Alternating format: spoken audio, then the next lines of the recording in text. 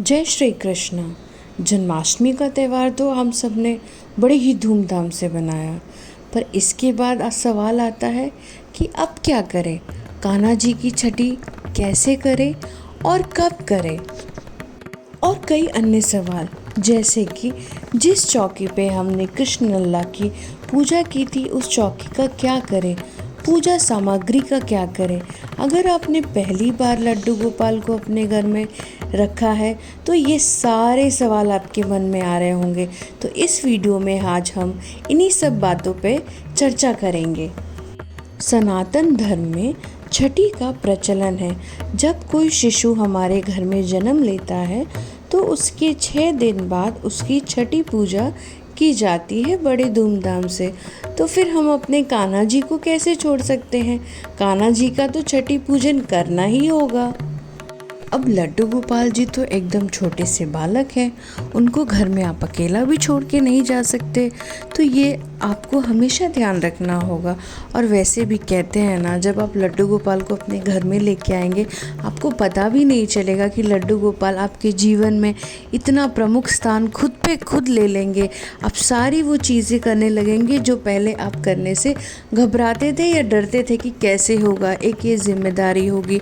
पर एक बार आप लड्डू गोपाल लेके आइए, जिनके घरों में लड्डू गोपाल पहले से हैं वो समझ पा रहे होंगे कि मैं क्या बोल रही हूँ। और जिनके घर में नहीं है, अगर उनके मन में ऐसा विचार है, पहली बात तो करना तभी चाहिए जब आपके मन में ऐसा विचार है।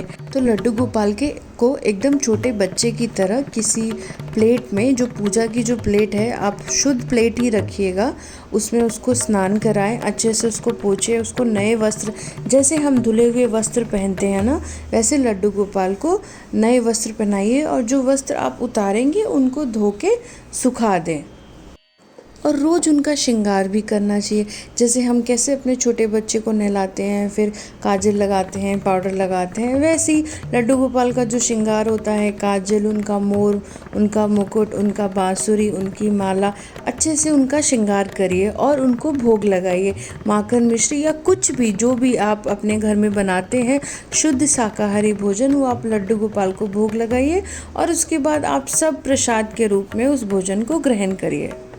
और ये बता दें कि जिन लोगों ने अपने घर में कान्हा जी का जन्म कराया है उनको कान्हा जी का छठी ज़रूर कराना चाहिए। छठी मैया आपके जैसे हमारे बच्चों का ख्याल रखती हैं, वैसे ही कृष्ण के बाल रूपी लड्डू गोपाल का भी वो ख्याल रखेंगी। ये हमारे बच्चों के जैसे हम अपने बच्चों की लंबी उम्र के लिए छठी मैया से आशीर्वाद मांगते हैं, तो उसी तरीके से हमें लड्डू गोपाल के लिए भी उसकी छठी अवश्य करनी चाहिए।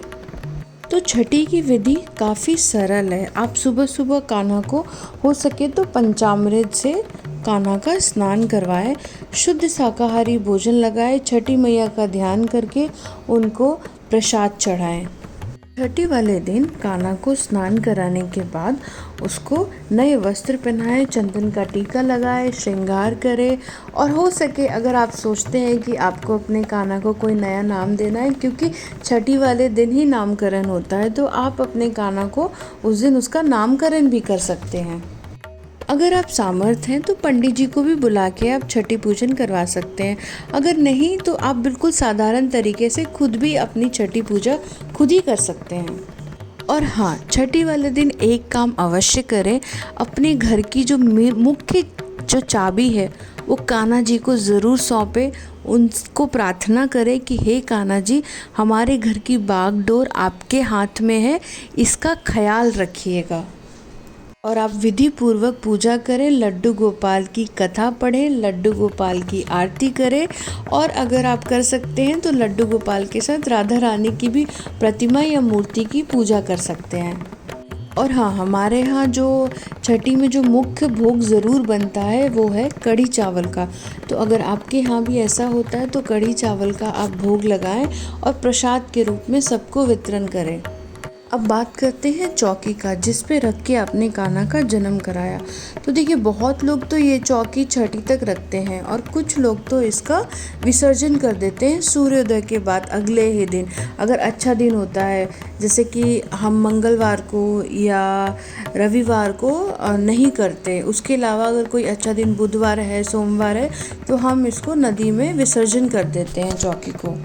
और हाँ, सूर्यास्त के बाद कोई भी विसर्जन नहीं किया जाता और विसर्जन करने से पहले कान्हा जी से प्रार्थना ज़रूर कर ले कि उनके पूजा पाठ में अगर कोई भी गलतियाँ हुई हो तो कान्हा जी हम सबको माफ़ करें और अपनी कृपा प्रदान करें।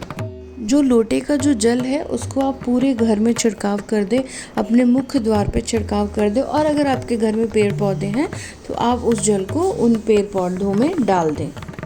और हाँ, जो लड्डू गोपाल की जो तस्वीर है वो आप वापस से अपने घर के मंदिर में रख सकते हैं। हर बार नई तस्वीर, हर बार कान्हा जी की नई मूर्ति लाना बिल्कुल ज़रूरी नहीं है। और जन्माष्टमी के अगले दिन भी शुद्ध शाकाहारी भोजन ही करना चाहिए।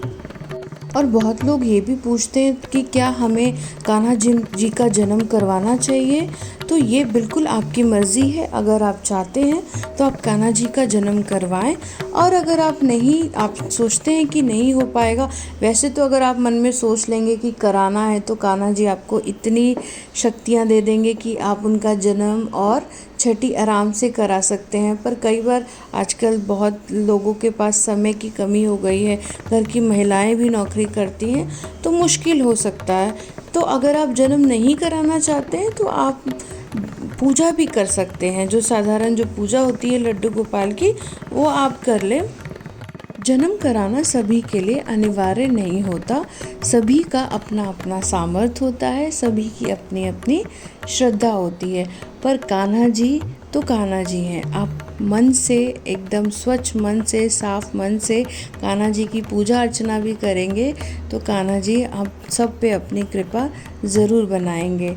तो चलो मेरे साथ एक बार मिलकर बोलो, लड्डू गोपाल की जय, हाथी घोड़ा पाल की जय, कन्हैया लाल की जय, कन्हैया लाल की।